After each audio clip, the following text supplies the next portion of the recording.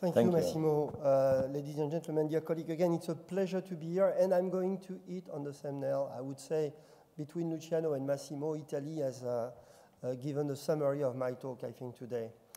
So I have to answer this. Finding a troponin for ARDS is futile. I should say, in my unit, it's forbidden to speak about ARDS. When the resident tells me this patient has ARDS, I become, deaf. Because I don't think that a single recruitment maneuver should delay the treatment of peritonitis. And when we say ARDS, I think we put our patients in danger. I have one conflict of interest related to this talk is I love science. And each time we speak about ARDS, I think we are getting away from the science. And indeed, probably getting closer to marketing and advertisement. So I should dedicate this lecture to my previous mentor, Ken Block, who passed away and who really loved science, and to my father-in-law that has a saying which says, paper will never refuse ink. If you think about cancer, you'd start with very unspecific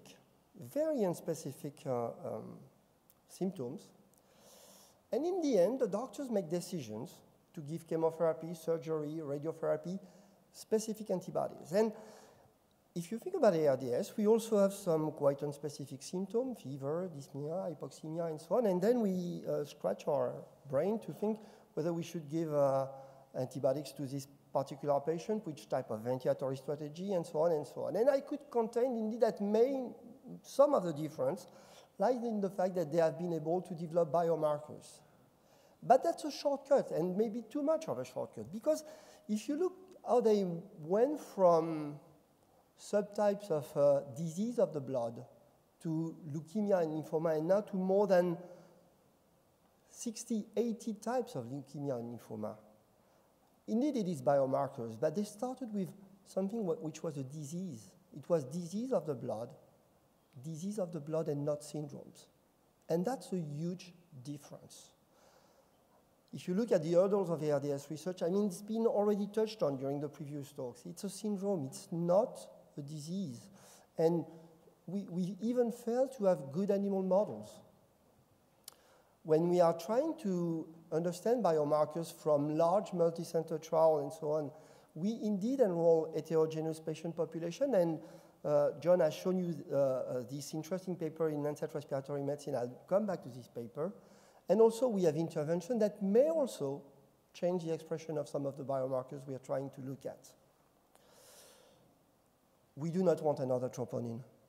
Who said that troponin is great? I mean, if you go to Wikipedia and read about troponin, yes, it's for muscle damage, heart muscle damage, but it also raises in inflammatory conditions, in cardiomyopathy, in infiltrative disorders, in critical illness, including patients with sepsis. I mean, you have a lot of non-cardiac conditions that will increase troponin levels. So is this a good biomarker? No, we think it is a good biomarker because it's usually high in the patient that come and say, that hurts, and we have other things to look at and say, yes, this patient has probably acute MI. It's not the troponin that did it. It's not the troponin that did it. So the Berlin ARDS definition, I mean, Massimo covered this very elegantly. He has told you we moved in a couple of years from this definition to a definition where we started thinking, yeah, it's acute diffuse lung injury, it has risk factors that we sometimes fail to recognize, inflammation, increased vascular permeability, and so on. None of this made it up in the new definition, where basically we're still looking at the PO2 FiO2 ratio.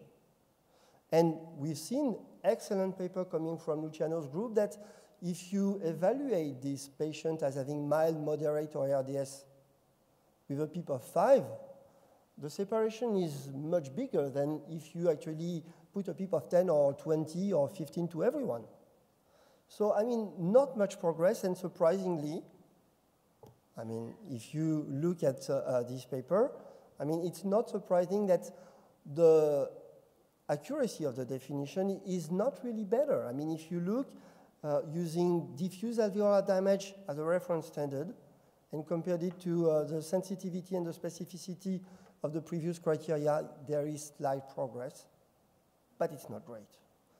And interestingly, when you look at this table, which tells you all of the things that did not make it in the definition, you'll find that inflammatory markers and other biomarkers, such as genetic markers, did not make it in the definition because they had poor operating characteristics. So looking for the ideal ARDS biomarker, I mean, John covered this very elegantly. Ideally, we would have something that tells you, that would be beautiful in our papers, patients with ARDS had significantly higher XXX levels on admission compared with the other groups, and those levels were not elevated in patients that did not have ARDS, and we even have biomarkers for prognostics. I mean, that's a fantasy today. That definitely is a fantasy.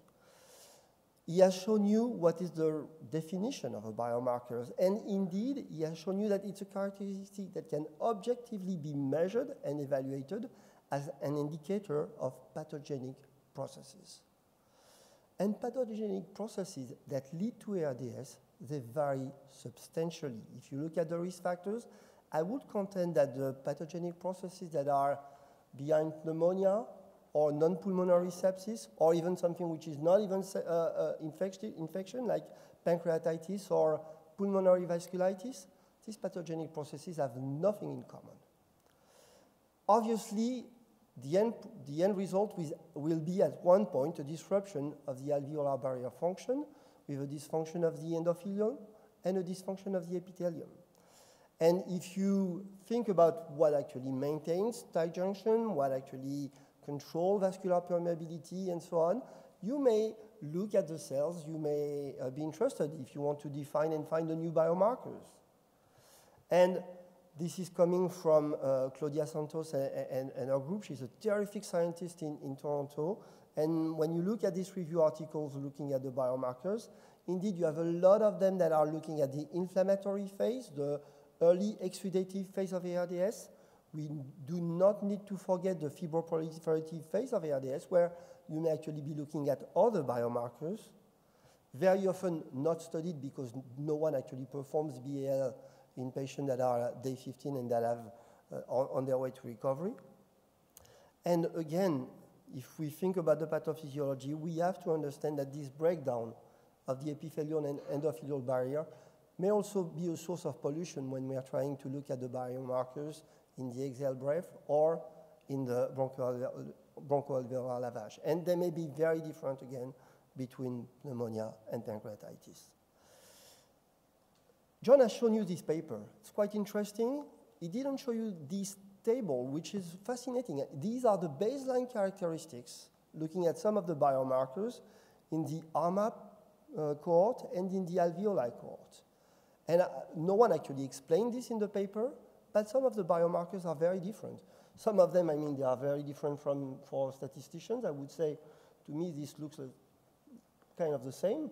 But I mean, some of them are different from one cohort to the next, and we don't understand why. And indeed, he has told you that the outcome of these patients may be different, and the responsiveness to PEEP and the effect of PEEP may be different. They are not the same patient, that's for sure, but no one actually can explain why these biomarkers are different. Claudia dos Santos and her group, they finished their meta-analysis by a conclusion which is, indeed, it would be good, but it's very disappointing for now. We don't have the troponin. And other biomarkers approach may be where we should look for. The quest for biomarkers is legitimate, but our methods may not be actually adequate. Indeed, when you look at ARDS patients, it's like they are on a metro map, they are in Place de la Concorde, but you don't know whether they have traveled on 3 lines for 15 stations or just 1 line, 1 station. And we need to understand this if we want to better define our treatment strategies, if we want to look who can benefit from therapies to promote endothelial or epithelial barrier stabilization, or we should be targeted by drugs that will foster the resolution of lung injury. Today we have the sequence of the human genome, and we are supposed to make use of this. And actually, the technology today has changed dramatically in a way so that we can actually move and study anything from genomics to transcriptomics to proteomics, metabolomics, and so on.